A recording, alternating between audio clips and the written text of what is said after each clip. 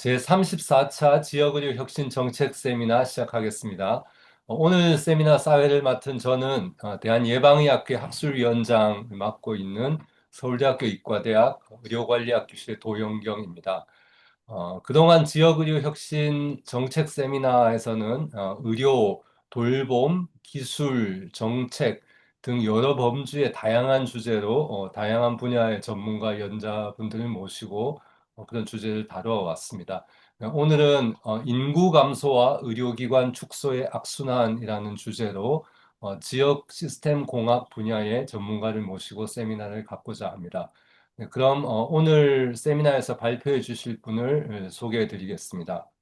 오늘 발표해 주실 분은 윤희연 교수님이십니다. 윤희연 교수님께서는 하버드 대학에서 Urban Planning and Design 전공으로 박사학위를 받으셨고 2014년부터 현재까지 서울대학교 농업생명과학대학 조경지역시스템공학부 교수로 재직하고 계십니다.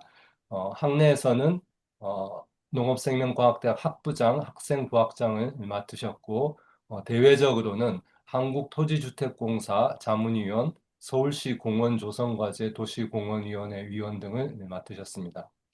어, 통상적으로 이 지역의료 혁신 정책 세미나에서 45분, 15분 질의응답 이렇게 이제 그 시간을 쓰고 있는데 발표를 조금 일찍 끝내시면 토론 시간이 많아지고 좀 더 여유 있게 하시면 어쨌든 우리 12시, 1시까지는 마치는 그런 식으로 시간 배분을 하고 있습니다. 자, 그러면 비록 온라인이지만 윤희영 교수님을 큰 박수로 모시도록 하겠습니다. 네. 네, 안녕하세요. 소개 감사드립니다. 저는 도영경 교수님 소개 하신 바대로 서울대학교 농업생명과학대학 조경지역시스템공학부에 재직 중이고요. 저는 이제 조경학 전공입니다. 그런데 이제 조경이라고 하면 이제 교수님들 뭐 여러 분들이 생각하시기에 이제 환경을 만드는 그런 업종, 뭐 직종이다라고 이제 생각을 하시고요. 저도 그런 일도 했지만 지금은 주로 이제 어떤 사회적인 현상, 도시 계획적인 어떤 사회적인 현상을 분석하는 그런 연구를 많이 하고 있고요. 아무래도 지역 일을 하다 보니까 이제 지역 소멸, 지방 소멸에 대해서 조금 더 심도 있는 연구를 이제 우리 농생대와 환경대학교 교수님들하고 같이 진행을 하고 있습니다. 아마 아시는 분도 계실지 모르겠는데요. 한국사회과학연구라고 해서 SSK라고 줄여서 말하는데요. 이제 한국연구재단에서 펀딩을 받아서 지방소멸시대의 지역 르네상스와 회복 탄력성을 위한 융복합 연구라는 333. 그러니까 이제, 뭐, 최장 9년까지 갈 수 있는 그런 연구를 하고 있고, 지금은 2단계라서, 6년 차입니다. 이 주제를 가지고 저희가 9년 동안 연구를 하면서 요번 3년은 인구 감소, 지방 소멸하고 의료 서비스와의 관계를 조금 더 심도 있게 보자고 이제 결정을 했고요. 그래서 이제 보고 있는 것이 정말로 의료 서비스의 축소 혹은 이제 증가가 인구 감소를 뭐 촉발하는지 아니면은 조금 막아주는 역할을 하는지 혹은 그 반대에 어, 관계가 성립이 되는지 이런 여러 가지 질문을 조금 두서없이 막 연구를 하다가 오늘 발표드릴 내용은 이제 저희가 연구한 세 개의 작은 소논문에 대한 결과를 조금씩 요약해서 보여드릴 예정입니다. 세 연구 다 지금 완성이 되어서 퍼블리시가 됐거나 아니면 리뷰를 받는 중이기 때문에 여러분들이 논문으로 쉽게 찾아보실 수도 있을 것 같고요. 또 이제 뭐 찾아보시고 좀 관심 있는 분들은 좀 같이 후속 연구를 진행을 하면 상당히 좋을 것 같습니다.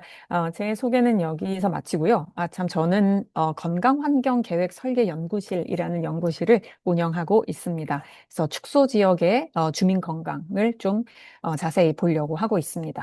네, 발표를 시작하겠습니다.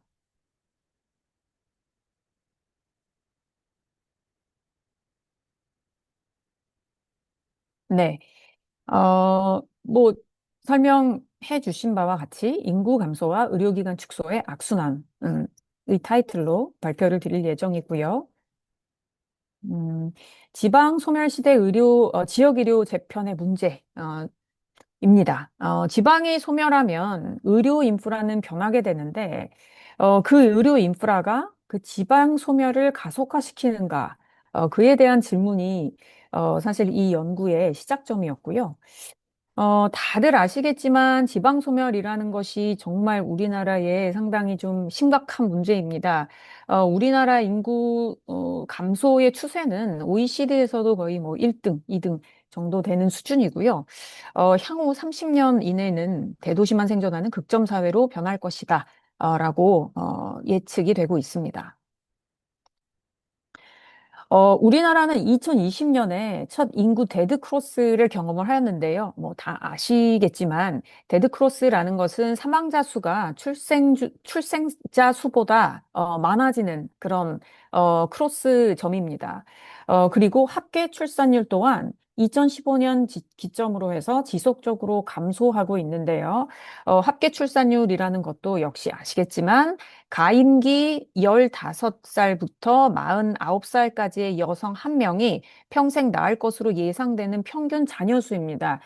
우리나라는 이미 1 이하로 떨어져서 지금 여기 통계에 나와 있는 마지막이 2021년인데요.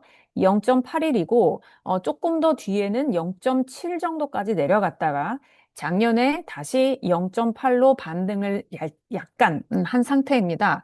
그러나 인구가 지금 현재 수준으로 유지가 되려면 합계 출산율이 2.1은 되어야 한다고 합니다. 왜냐하면은 이제 남자, 여자가 만나서 아이를 낳고 그다음에 0.1은 조금 이른 나이에 사망하는 그런 그 사망자 수를 고려를 해서 2.1은 되어야 하는데 우리나라는 지금 0.8 정도밖에 안 되는 아주 심각한 인구 감소의 굴레로 들어선 상황입니다.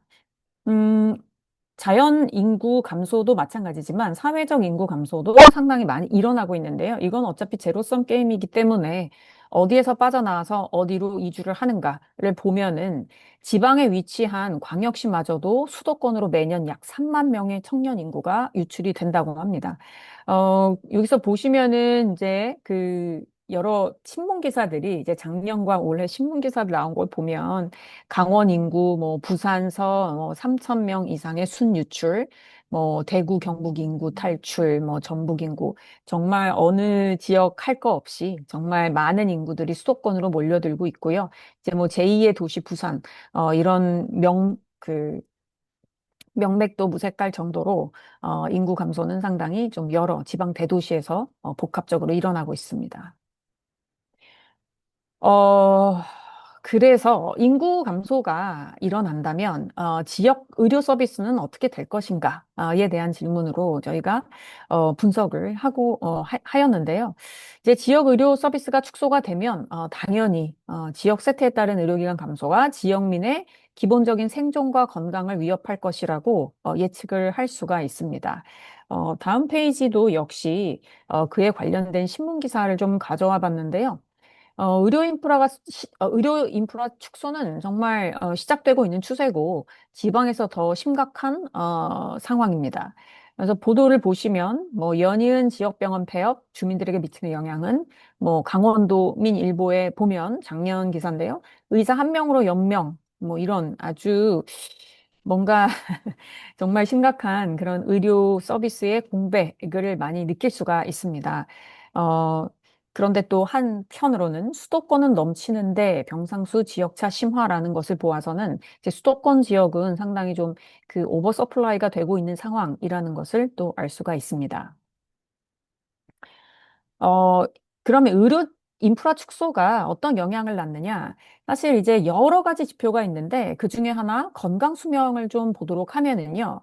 건강 수명이라는 것은 개인이 건강하게 살 것으로 기대되는 기간의 수명입니다.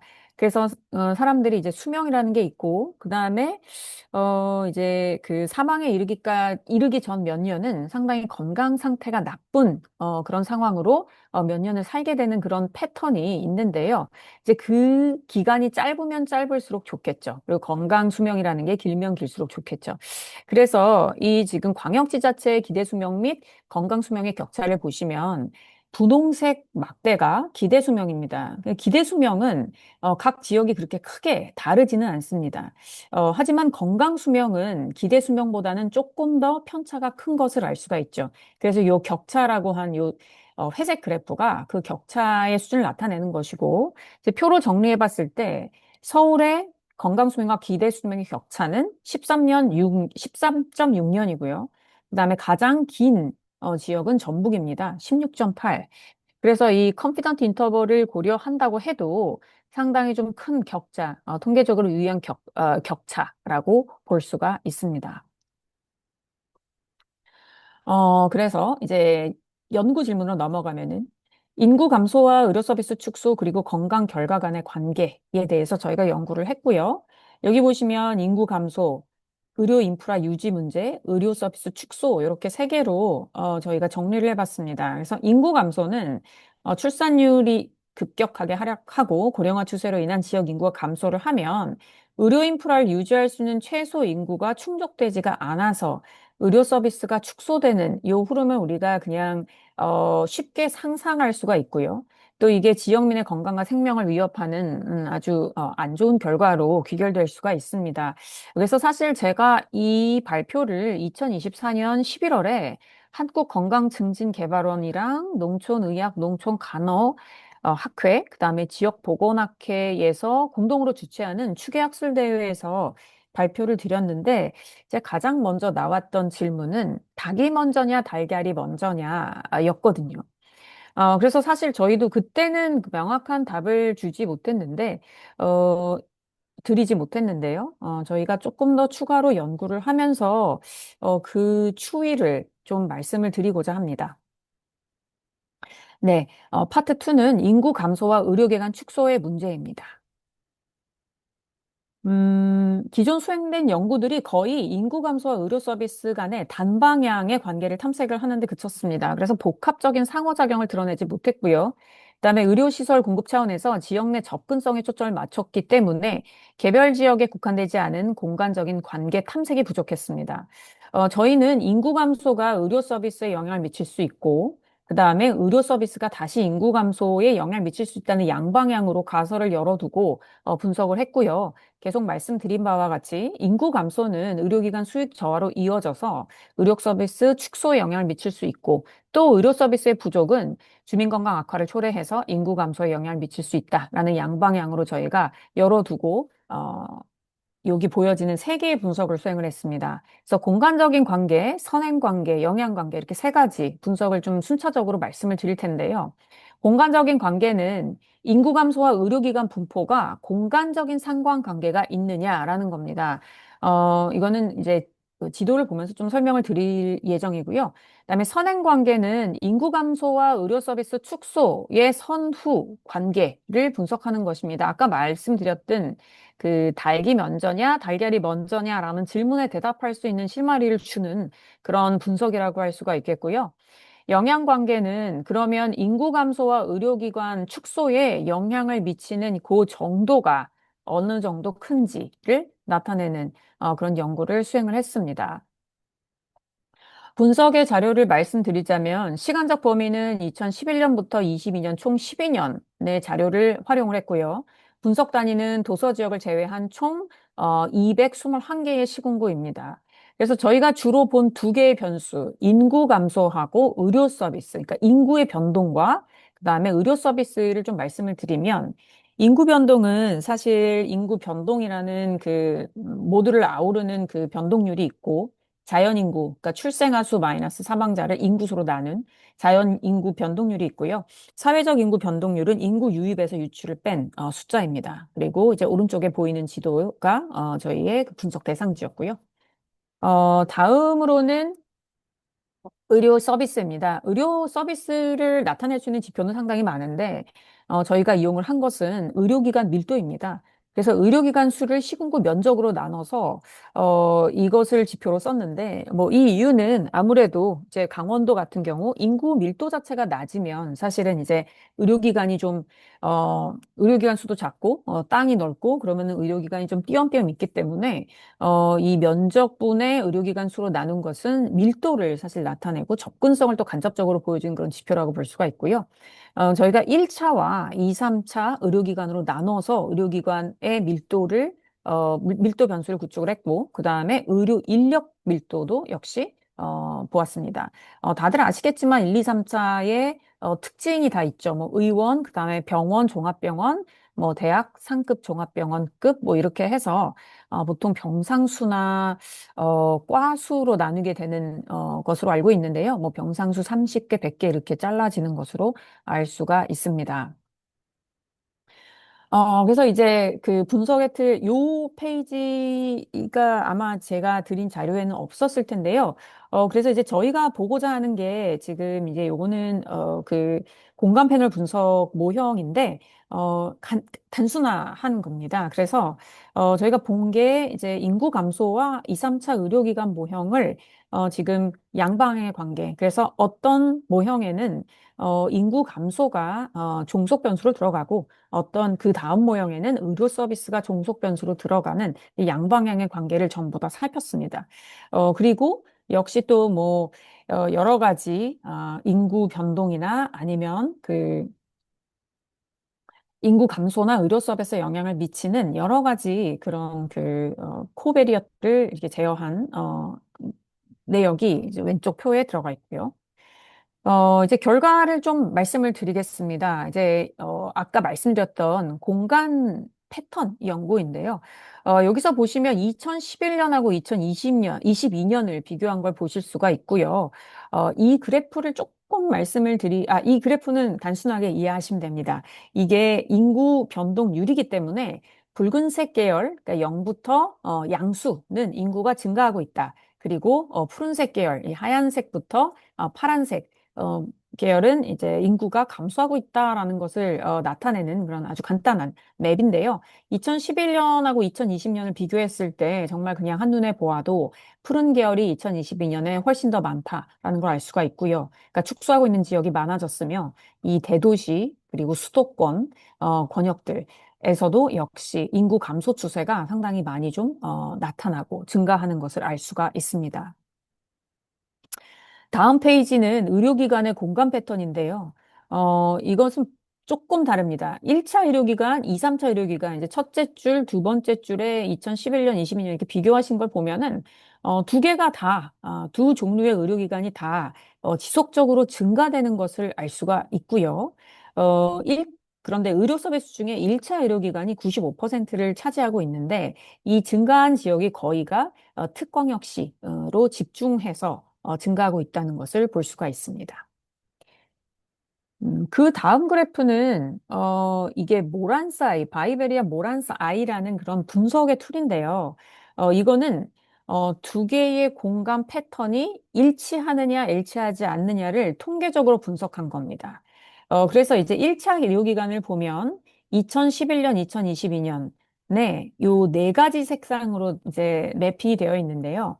여기에서 이제 빨간색 HH가 하이하이를 나타내고 LL, 로우가 이제 뭐 보라색으로 나타나고 있는데 이게 의미하는 바는 다음과 같습니다. 일단은 인구가 증가하고 있고 의료기관 수도 증가하고 있으면 두 개가 다 높기 때문에 하이하이로 찍히고 그 다음에 두 개가 다 감소하고 있으면 로우로 찍힙니다.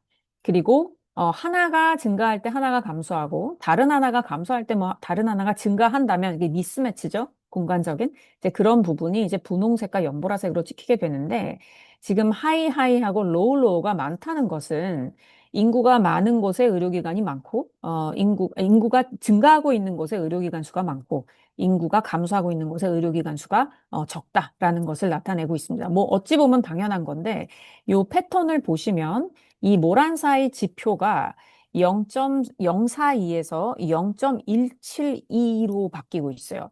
근데 0.042 정도면 거의 통계적인 유의성이 있을지 없을지 모르는 상태. 지금은 아마 있는 것으로 제가 생각이 되는데요. 요 공간적인 그 컨센트레이션, 그러니까 집중도가 훨씬 더 커지고 있다. 라는 것을 볼 수가 있습니다. 이게 일례로 지금 수도권 지역은 빨간색이 점점 늘어나고 있죠. 그러니까 인구도 늘어나면서 의료기관도 그쪽으로 이제 몰리고 있는 거. 그 다음에 이제 파란색 부분도 역시 넓어지고 있습니다. 보라색 부분, LL. 이 부분은 역시 인구가 감소하고 있고 또, 의료기관의 서비스도 축소되고 있다는 것을 나타내고 있고요. 이게 1차 의료기관이고 2, 3차도 거의 비슷한 패턴입니다. 2차도 역시 붉은색 부분이 수도권 권역으로 이제 세종시 플러스 이제 늘어나고 있고 그 다음에 파란색 부분도 역시 조금 더 광범위하게 확장되고 있는 부분 것을 알 수가 있습니다. 오란사의 지수도 0.029 에서 0.048 0.148로 늘어나고 있는데 이 모란 사이가 0.25 정도가 되면은 상당히 큰 코릴레이션이라고 봅니다. 그래서 이 정도면은 한 중상 레벨의 코릴레이션이라고 볼 수가 있습니다. 다음으로는 어, 다음으로는 이제 그 선후관계, 전후관계를 보여주는 표인데요. 여기서 좀 복잡해 보이지만 이제 가장 밑줄에 1차 의료기관 인구, 그다음에 2, 3차 의료기관으로 가는 화살표, 이게 상당히 가장 좀 에센스를 보여줄 수 있는 결과라고 말씀드릴 수 있습니다. 인구 감소와 의료기관 수준의 그랜저 인과관계입니다. 근데 그랜저 인과관계라는 건 아마 아시는 분들도 계시겠지만 우리가 그냥 그 흔히 말하는 커절리티 그러니까 정말 그냥 아주 표한 인과관계가 아니고 그냥 단순하게 시계열로 봤을 때 한 변수의 과거가 다른 변수의 현재 혹은 미래를 설명하는가. 뭐 미래는 지금 자료가 없으니까 현재라고 이렇게 할 수가 있는데요. 그래서 한 변수의 과거가 다른 변수의 현재 값을 설명한다라고 했을 때 그랜저 커저라고 말씀을 드릴 수가 있습니다. 그래서 지금 보시면 1차 의료기관이 증가를 하면 인구도 증가를 했고 그다음에 인구가 증가를 했을 때 다시 2, 3차 의료기관이 증가를 했다라고 말씀드릴 수가 있고요. 이 반대의 경우는 성립이 되지가 않았습니다. 그래서 말인즉슨 1차 의료기관이 늘어나면은 어느 정도 인구 감소를 좀 막아주고 어느 정도 인구를 지탱해주는 효과가 있었고요. 그런데 인구가 늘어나면은 2, 3차 의료기관이 따라 움직이는 이제 그런 패턴이 이제 전국적으로 나타났습니다. 이제 세 번째 분석 결과는 그 공감 패널이라는 것을 써서 저희가 의료기관과 인구 감소의 영향 관계를 보여드리는 건데요. 이제 의료 서비스를 먼저 보시면, 요 표는 뭐 그냥 그 나중에 또 뭐 관심 있으면 읽어보시면 되는데 주요 연구 결과만 좀 추려서 말씀을 드리자면 의료기관 밀도 증가가 전체의 사회적 인구 변동률 증가에 영향을 미쳤습니다. 그러니까 일단은 의료기관의 밀도가 증가를 하면 인구 변동률도 역시 증가를 한다. 근데 이거는 시계열적인 증가가 아니고 그냥 크로스 섹셔널, 그러니까 지금 그 현재를 나타내는 그런 상황이고요. 역시 의료 인력 밀도 증가는 또 자연인구 변동률 증가에 영향을 미쳤습니다.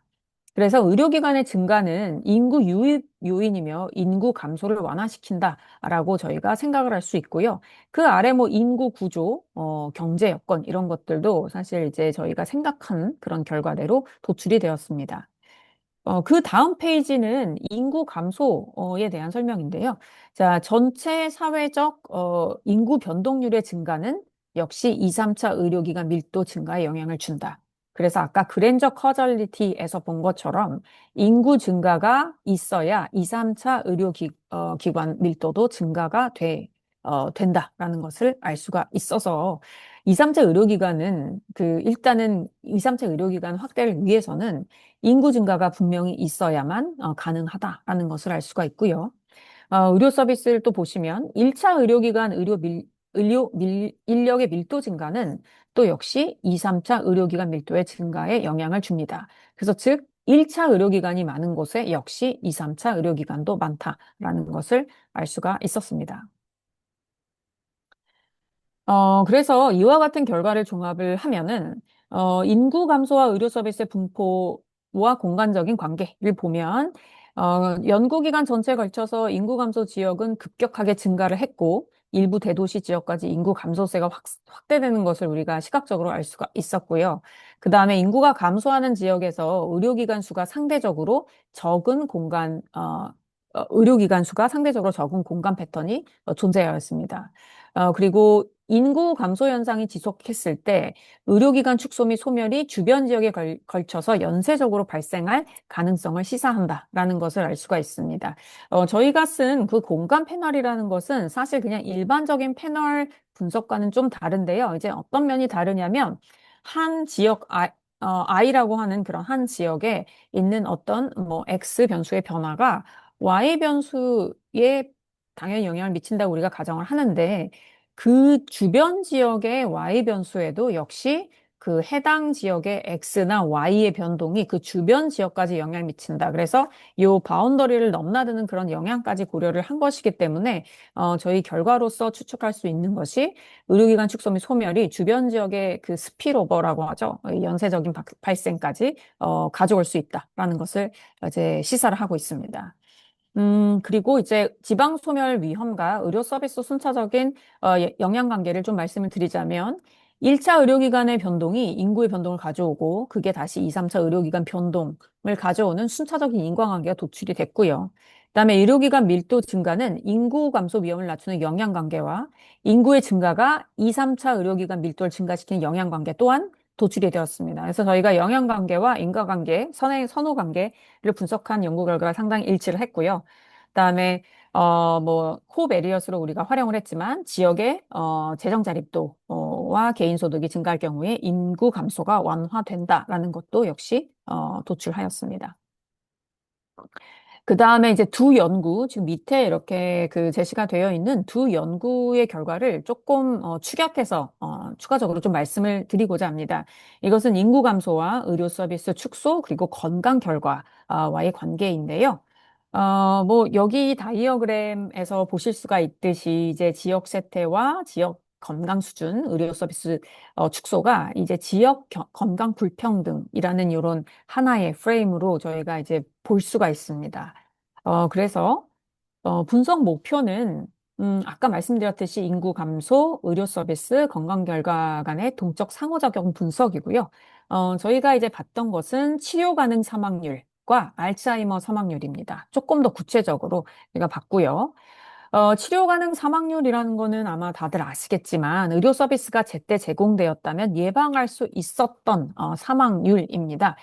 그래서 이제 치료 가능 사망에서 가장 좀 이렇게 두드러지는 그런 사망의 원인이 이제 급성기 의료기관에서의 치료로 예방할 수 있었던 경우이기 때문에 뭐 고혈압, 그러니까 심혈관계 질환과 암 이런 게 상당히 큰 비중을 차지한다고 합니다. 그래서 전반적으로 의료 체계의 질을 나타내는 지표라고도 볼 수가 있다고 합니다. 그래서 의료 서비스 적시성, 효과성, 그리고 질을 대표할 수 있는 건강 결과 지표라고 저희가 생각을 해서 치료 가능 사망률을 분석을 했고요. 그다음에 알츠하이머 사망률, 뭐 알츠하이머 정말 그 상당히 좀 많이 이슈가 되고 있는데요. 노년기 건강 결과 중 상당 부분을 차지하고 2024년 기준 전체 사망률 중에 7위라고 합니다. 그래서 저희가 이 두 개의 지표를 분석을 했고 분석 방법은 두 개의 연구가 같습니다. 이제 패널 벡터 오토 리그레시브 모형이라고 해서 이것도 역시 패널 모형이긴 한데요. 이거는 동적 패널이라고 해서 시계열 분석 방법 중에 하나입니다. 그래서 이제 한 변수에 충격이 왔을 때 다른 변수가 그에 어떻게 반응하느냐 이것을 기간별로 볼 수 있는 그런 장점이 있어서 저희가 이 모형을 채택을 했고요. 먼저 보시자면은 이제 그 치료 가능 사망률 모형, 먼저 설명을 드리자면 좀 양해를 구할 것이 저희가 이제 시간적 범위가 그 세 개 영과 살짝씩 다릅니다. 이거는 아마 그 뭐 자료의 한계 때문에 벌어진 일인데요. 뭐 어쩔 수가 없지만 저희가 그래도 10년 이상씩 좀 보려고 노력을 했고요.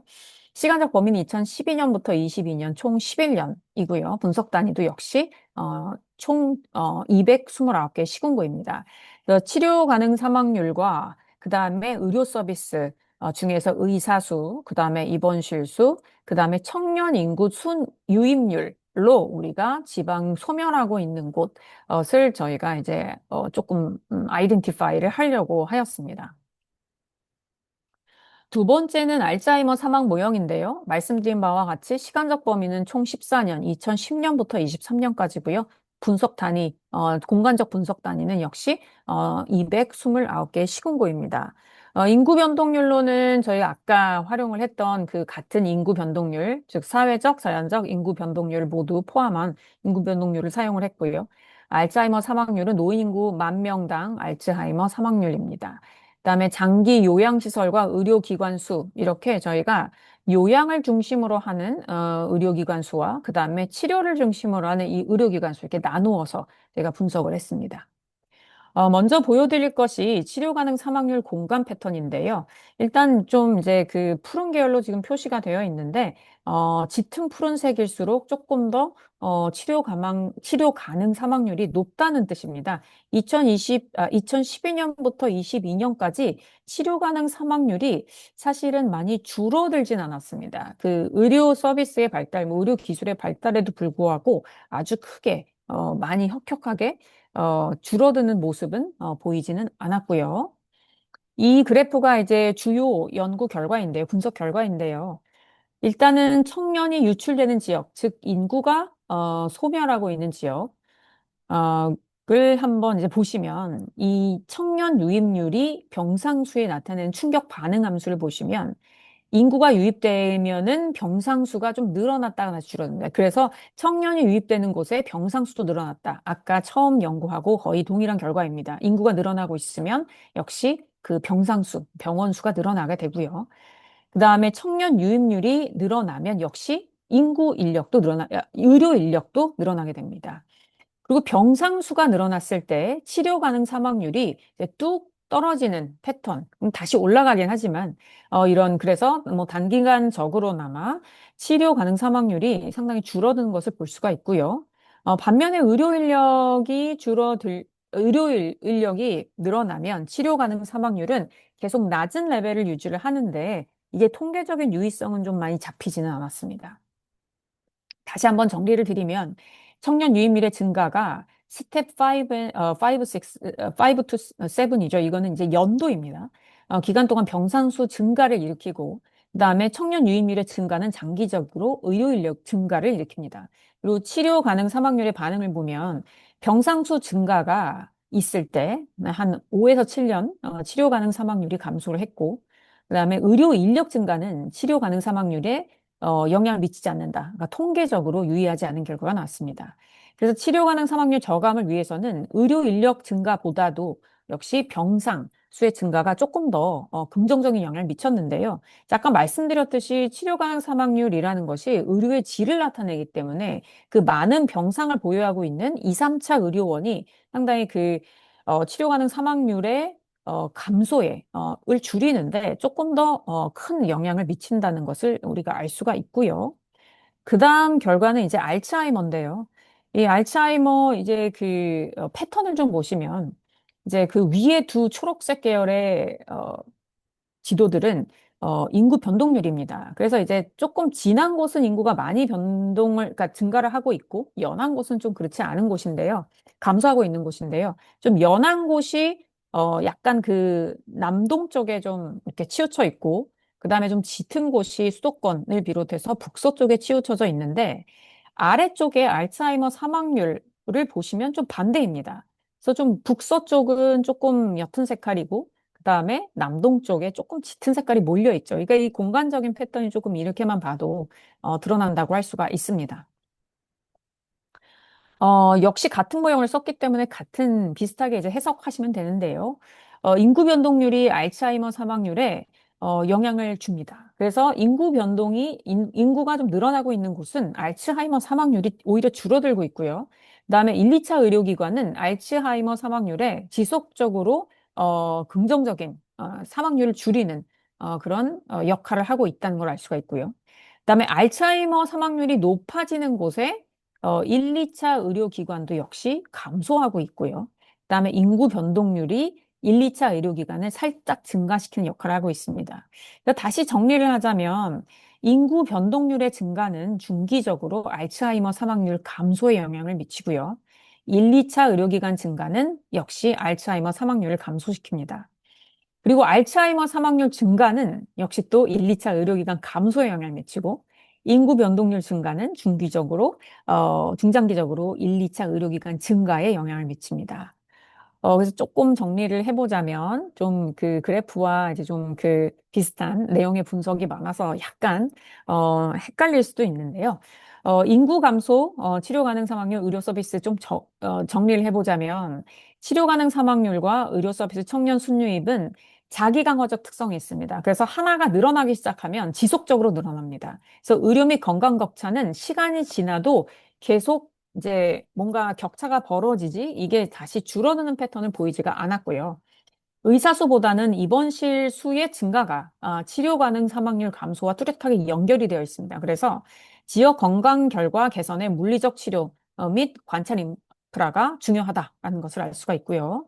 치료 가능 사망률 증가는 역시 청년층 순유입을 감소시키고 그다음에 청년층 순유입의 증가는 의료 자원 확대로 이어지는 정말 이게 양방향의 동태적인 구조가 확인이 되었습니다. 알츠하이머 관련된 말씀을 좀 드리자면, 인구 증가는 중장기적으로 알츠하이머 사망률 감소하고 연결이 되어 있습니다. 그래서 인구 감소 지역에서는 사실 알츠하이머 사망률이 지속적으로 상승을 하고 있습니다. 그런데 아까 말씀드렸듯이 이제 치료 중심, 요양 중심으로 좀 나눠서 보면 장기 요양시설은 알츠하이머 사망률이 증가할수록 확충되었으나 사망률을 낮추지는 못합니다. 그러니까 인구가 줄어들고 있는 조금 인구 밀도가 적은 곳에 요양시설이 들어가고 알츠하이머 사망률이 증가가 된다. 낮추지 못한다. 이제 이런 상황이고요. 1차 의료기관은 알츠하이머 사망률 감소와 일관되게 연결이 되어 있습니다. 그래서 돌봄 인프라 확충으로 부족하며 치료 중심 의료 체계가 알츠하이머 사망률 감소에 주요 역할을 하고 있다는 것을 알 수가 있고요.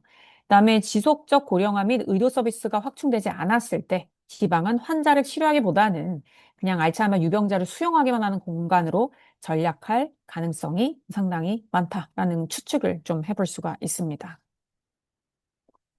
그래서 사실 저희 연구가 이제 정책적 시사점을 끌어내는 그런 목적을 가지고 있어서 사실 저희가 의료 전문의는 아니지만 조금 이제 정책적으로 말씀을 드려보자면 어, 중앙정부지자체가 이제 각각 할 일이 따로 있겠죠. 그렇죠? 그래서 지금 조금 현행 이제 그 진행되고 있는 그런 정책을 좀 중심으로 보자면 이제 지방 소멸에 대응하기 위한 정책으로는 사실 지방 소멸 대응기금이라는 것이 상당히 좀 큰 비중을 차지하고 있습니다. 그래서 2022년부터 31년까지 매년 1조 원, 총 10조 원의 예산이 투입될 예정이고요. 이것을 받는 지자체는 모두 107개, 그중에서 기초지자체가 75%, 광역이 25%입니다. 그런데 기초지자체 집행률이 18.85%, 그러니까 20%가 채 안 된다고 합니다. 그래서 과연 기초지자체가 이런 자금을 스스로 운용을 하면서, 이렇게 기획을 해서 운용을 할 역량이 있는지에 대한 의문이 초기부터 지금까지 계속 있는 상태이고요. 사실 이제 2025년을 기점으로 해서 조금 더, 잘 쓴 지역에, 그러니까 많이 집행이 된 지역에 더 준다. 성과 중심으로 개편을 좀 하고 있는 상태입니다. 그래서 보면은, 이제 오른쪽 표에 보면, 2025년 6년 지방소멸 대응 기금 우수지자체가 선정이 되었는데요. 이제 뭐 여러 가지 프로젝트가 이제 시행이 됐는데, 뭐 1만 원 임대주택, 그다음에 영유아 24시간 돌봄, 빈집 공간을 활용한 뭐 창업, 그다음에 농촌 체육 프로그램 개발, 뭐 이런 식으로 정주 환경이나 여건을 개선하는 것, 그리고 관광 사업을 도입하는 이제 그런 식으로 돈들이 많이 쓰이고 집행이 되고 있습니다. 그러면 이제 의료 서비스에 관련된 항목에는 어느 정도가 사용되고 있을까를 보면은 상당히 좀 적은 양만이 의료 서비스 개선에 투입이 되고 있다는 것을 알 수가 있고요.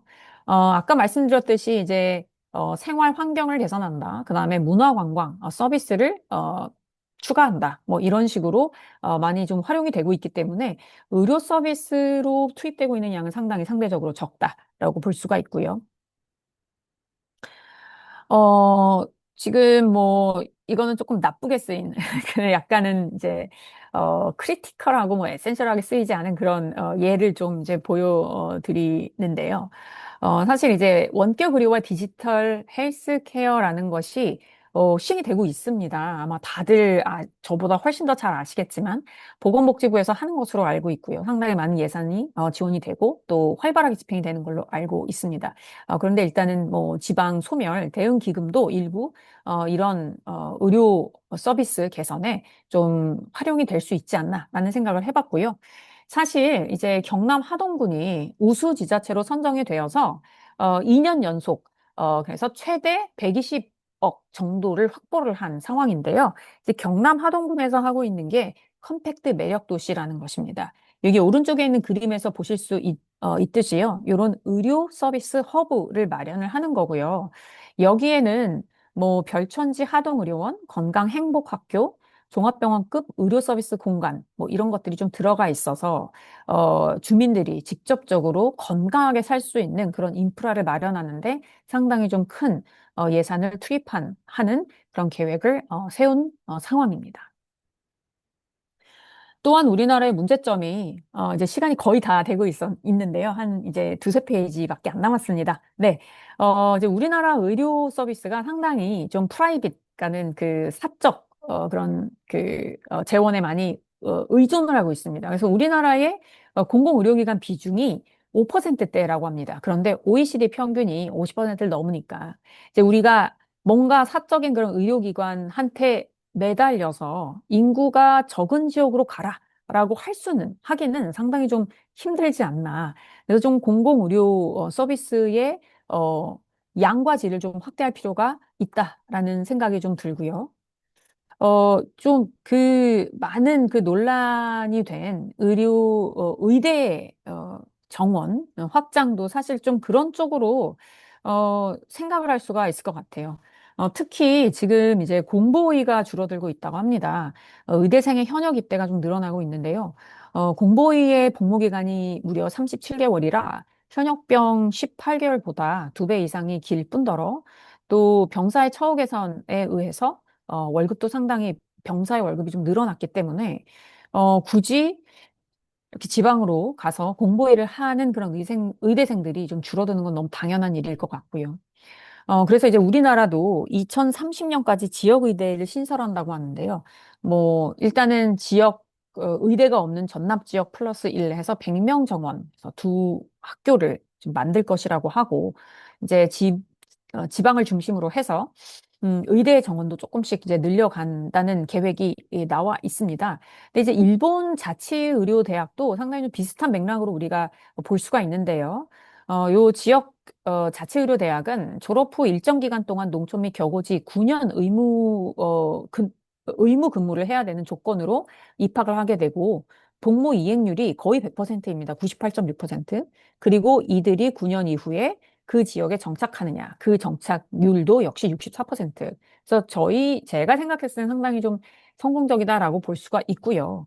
어떤 방법이 되었든 공공의료의 양과질을 좀 늘리는 것이 너무 당연하겠지만 지역 주민의 그러니까 그 소멸하고 있는 지역의 주민의 건강을 위해서 그리고 조금 더 그 지속 가능한 성장을 위해서 중요하지 않나라는 생각을 하면서 발표는 여기서 마치도록 하겠습니다. 네, 감사합니다.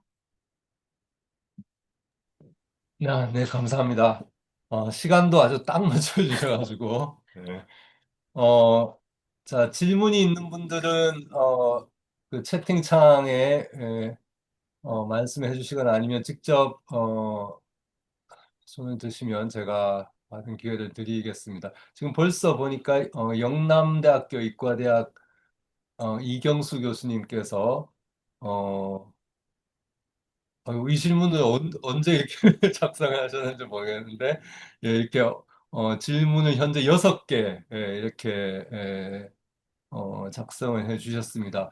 어, 요 질문들은 사실은 제가 그 봤는데요. 아주 뭐 좋은 포인트들이 많은 것 같고 그래서 윤희영 교수님께도 전체적으로 좀 전달을 해드리면 좋을 것 같고 어, 혹시 이 6개 질문을 다 다루기는 좀 쉽지는 않을 것 같은데, 혹시 이경수 교수님께서 좀 가장 중요하다고 생각하는 점 한두 가지만, 좀 찝어주시면, 윤희영 교수님 보시고, 답변하는 식으로 하면 어떨까, 싶은데요.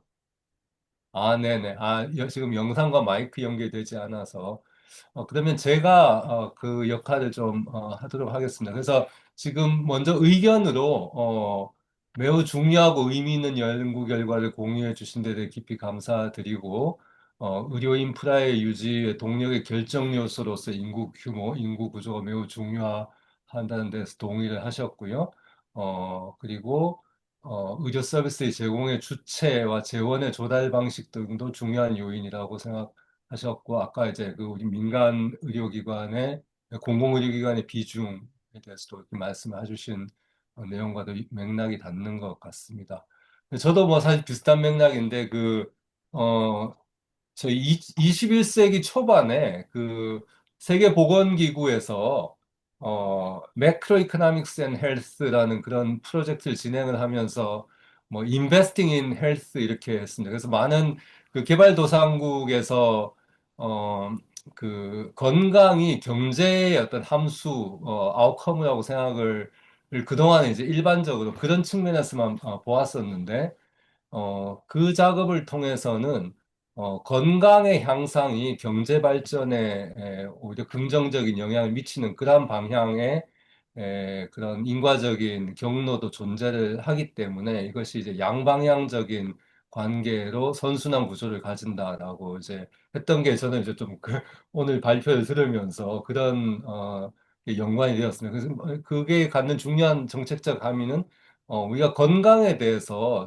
선제적으로 투자를 함으로써 단지 그것이 결과만이 아니라 어떤 개입의 지점이 될 수 있다는 그런 것이고 오늘 발표도 이제 그런 맥락에서 보자 그러면 우리가 인구 감소의 그런 부정적인 결과로서의 의료기관 축소만이 아니라 우리가 의료기관을 개선을 하고 향상을 하고 확충을 함으로써 인구 감소의 현재 패턴 속도를 좀 더 뭐 완화, 저감을 할 수 있는 그런 좀 단초에 관련되는 그런 연구 결과를 보여주신 게 아닌가 싶습니다.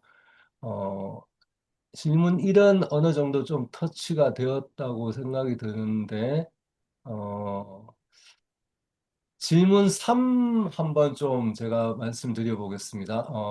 최근 이제 인구 감소 지역에서 하나의 그런 패턴 중에 하나가 요양병원이 급격하게 증가하고 있는데, 이 부분은 어떻게 좀 고려를 하셨는지라는 부분입니다. 그리고 질문 5도 이제 저도 비슷한 생각을 했는데요. 시간의 개념을 고려한다면 신도시의 경우 이제 인구 유입이 완전하게 종결되기 전에 1차 의료기관 개설이 먼저 되는 그러니까 일종의 좀 이미 예측을 하고 진입을 하기 시작하고 2, 3차 의료기관은 이제 상당히 시간이 걸리기도 하고 개설이 되는데 등등 해서 여러 이유로 좀 상당한 기간을 두고 설치된다는 점과 일치하는 소견이라고 보는데 이제 요 그 그랜저 코자리티를 말씀해 주셨는데 요걸 해석을 어떻게 하셨는지 궁금합니다. 라는 질문 있었는데 요거에 대해서 답변 좀 부탁드리겠습니다. 네. 사실 이제 저희는 이제 데이터를 분석을 한 결과를 이제 보여드리는 거고 항상 통계 그 분석은 그렇잖아요. 결과가 있는데 왜 그런 결과가 일어났는지에 대한 설명을 이제 좀 해주지는 않습니다. 그래서 저희가 문헌이나 이런 걸 좀 찾아보고 이제 그 나름대로의 추측으로 그 왜 그런가를 좀 말씀을 드리자면 이제 정말 그냥 하신 대로 그렇습니다. 인구 감소 지역에서도 급격하게 증가한 요양병원의 수나 병상 규모. 이거는 사실 이제 저희가 뭐 인구는 인구대로, 그 다음에 요양병원이나 뭐 아까 이제 그 알츠하이머에서는 이제 구분을 했는데 처음에 그 말씀드린 그런 그 의료기관 수 연구에서는 이제 구별은 되지 않습니다. 그래서 이제 모두 그냥 병상 수를 고려해서 1차 혹은 2, 3차 뭐 이렇게 이제 보았고요. 그렇기 때문에 인구 감소 지역에서 요양병원의 수가 증가한다라는 것도 분명히 그 연구 결과에 있을 텐데, 이게 이제 1년 단위들의 연구이기 때문에 아마, 인구 감소가 되고 요양병원이 증가를 하고, 요런 패턴이 아주 자세하게 잡히지는 않았을 것이다, 라고 생각을 합니다. 뭐 요양병원의 규모가 크면은 사실은 이제, 2차로 잡힐 수가 있나요?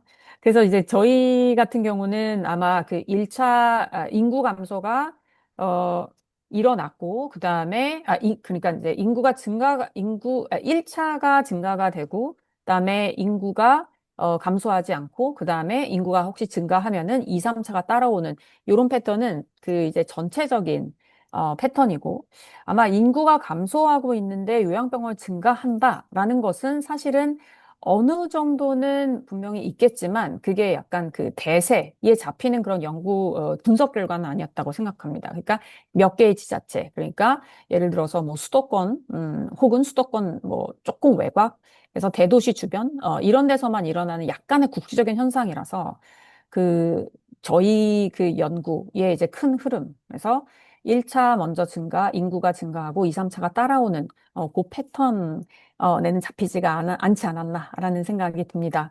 근데 이게 좋은 질문을 주셔서 저희가 이런 것도 사실은 조금 더 연구해 볼 수 있을 것 같아요. 그러니까 요양병원만 따로 이제 고려를 해서 이게 인구 변화에 따라서 요양병원이 어떻게 충격과 반응을 일으키는지만 따로 보면은 또 재미있는 결과가 나올 수 있을 것 같습니다. 그리고 질문 5번을 보면 이런 그 이제 신도시는 상당히 오랜 시간 동안 이제 그 개발이 되고 그 다음에 이제 건물이 지어지고 그 다음에 이제 아파트 특히 이제 주거 유닛들이 지어지고 그 다음에 분양을 시작을 해서 뭐 미분양 뭐 몇 차례 거친 다음에 또 인구가 또 훅 이제 들어가기도 하고 뭐 미분양으로 남기도 하고 그래서 요 신도시는 상당히 좀 긴 시간 동안 인구의 변동이 또 한 방향도 아니고 좀 이렇게 왔다 갔다 갈팡질팡 하면서 일어나는 그런 지역이라서 1차 의료기관 이 먼저 늘어나고 있는 것은 뭐 할 수 있다라는 것은 분명히 있을 수 있는 현상이고요. 그다음에 이제 인구가 다 들어가는 거 보고 2, 3차 의료기관이 증가가 된다라는 거는 예, 좀 저희 연구 결과에도 잡힌 것 같은데요. 일단은 요 그 인구 유입과 1차가 먼저 들어가고 인구 유입이 일어난다라는 것은 사실 예, 예, 뭐 연구 결과하고 뭐 대동소이한데 또 역시 국지적으로 이제 그 신도시 이제 우리가 229개의 그 지자체 중에서 이제 몇 개의 신도시에서 일어나는 그런 일들이 아마 조금은 그 저희가 그 도출한 전체적인 흐름하고는 잘 100% 부합되지 않는 그런 패턴도 볼 수 있다고는 생각을 합니다. 근데 이제 제안 주신 것처럼 또 신도시만을 대상으로 해서 이렇게 또 의료기관과 그 인간의 그런 역학관계, 인구의 역학관계 이런 것도 보면은 재밌겠다라는 생각이 듭니다. 네. 어찌됐든 제가 답변을 잘 했는지는 잘 모르겠지만 좀 많은 영감을 얻은 것 같아서 상당히 감사드립니다. 네.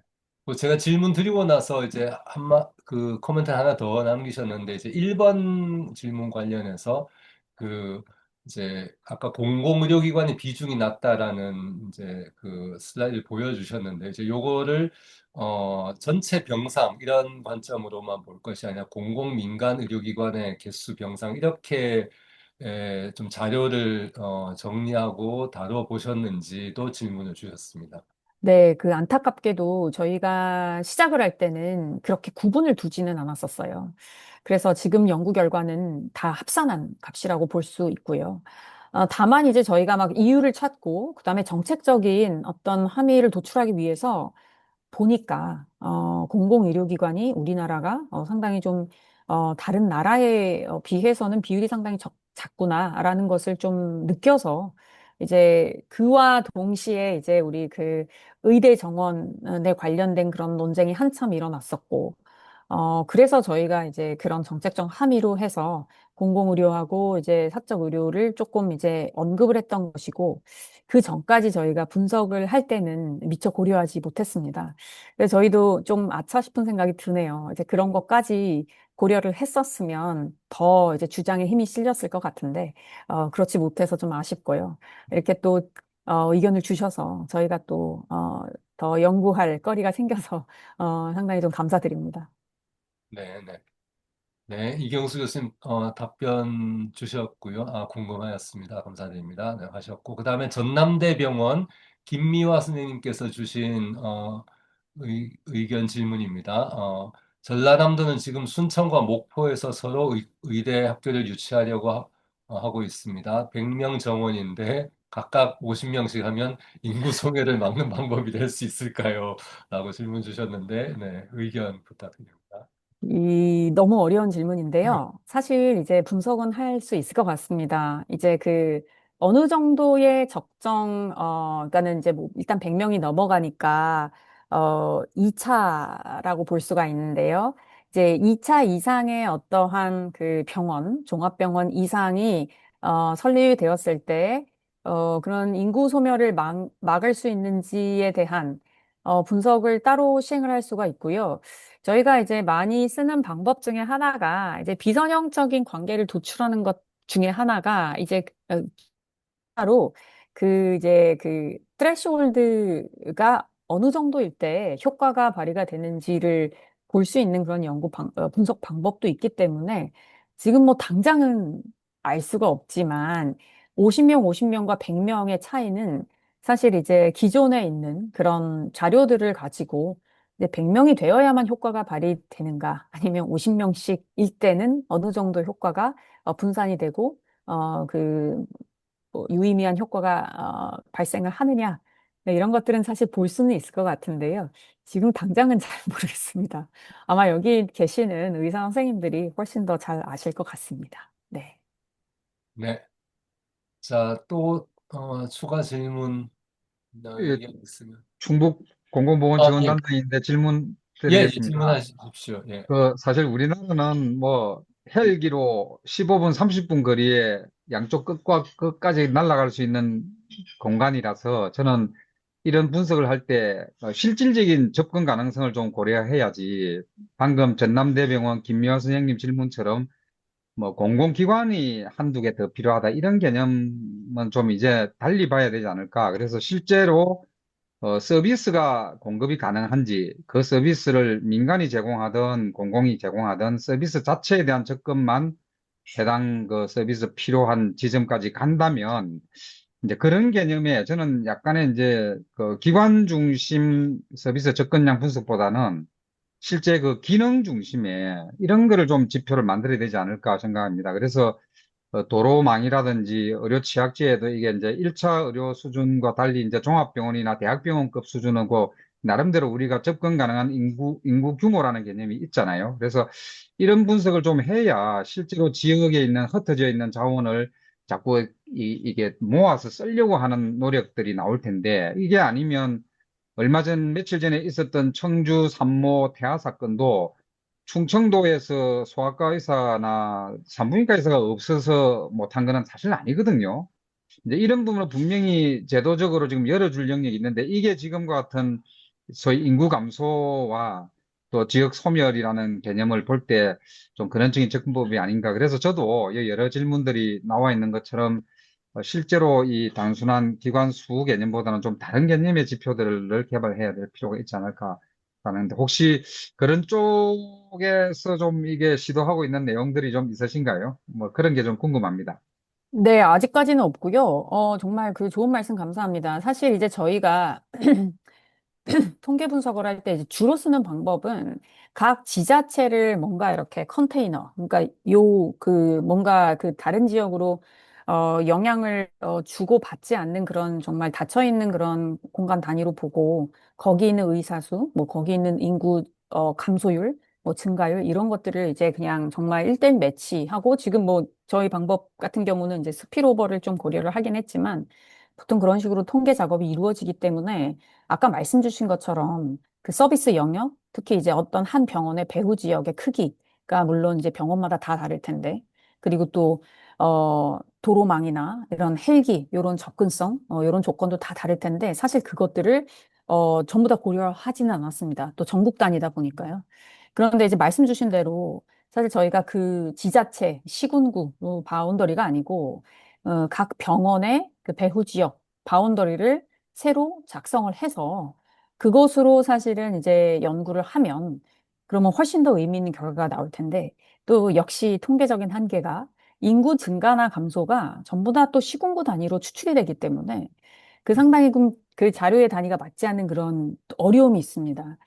그래서 사실은 이제 당장 뭔가를 시도하지는 않지만 이제 말씀 주신 대로 조금 더 실질적인 의미가 있는 결과를 도출하기 위해서는 이제 배후 지역을 이제 그 매핑을 해서 뭔가 그걸로 그걸 시작점으로 삼아서 이제 그것과 부합될 수 있는 그런 다른 자료를 조금 다른 방법으로 모아서 이제 그렇게 한번 분석해보는 것도 상당히 좋을 것 같습니다. 그래서 역시 또, 좋은 답변은 되지 못한 것 같지만, 또, 역시 또 아이디어, 주신 데 대해서 상당히 감사드립니다. 네. 그리고 이경수 교수님께서 아까 그 전남대병원 김미아 선생님 코멘트에 또 답을 추가 코멘트를 해주셨고요. 개인적으로는 논리적이라기보다는 정치적인 의사결정이라고 생각합니다. 라고 해서 의견을 주셨습니다. 자, 시간이 1시 정각이 되어서 이제 마쳐야 할 것 같습니다. 자, 오늘 적극적으로 참여해주신 모든 분들께 감사드리고 이렇게 강의해주신 윤희영 교수님께 다시 한번 큰 박수 드리면서 마치도록 하겠습니다. 네, 감사합니다. 감사합니다. 네, 다음 세미나는 21일, 21일에 있습니다. 네, 연락 다시 메일 보시고 참여해 주시기 바랍니다. 윤희영 교수님 감사합니다. 네, 감사합니다. 도 교수님. 네, 네, 저희 앞으로 이쪽 주제에 관심이 있는 사람들이 굉장히 많거든요. 저희 네, 그 네네. 의료기관, 특히나 이제 어떻게 보면 그동안, 이쪽 방향의 화살표가 인과적으로 분명히 있다고는 짐작은, 심증은 갖고 있는데, 이를테면 좀 속되게는 병세권 이런 표현 있지 않습니까? 네, 병세권의 노인들이 서울을 떠나지 않는 이유가 질병 때문에 걱정이 음, 있어서 못 가겠다, 서울에 있겠다, 이런 사람들도 있다는 그런 이야기들이 있는데, 이제 물론 이제 이게 좀 실증적인 데이터로 입증이 된 건 아닙니다만, 근데 분명히 저는 그런 면이 좀 있을 것 같거든요. 그러니까 의료의 액세스, 퀄리티 이런 측면에 대한 불안이 좀 더 어떤 인구가 소멸되고 전체적으로 인프라가 약한 쪽으로 좀 이주를 하는 데 대해서 상당히 좀 저해하는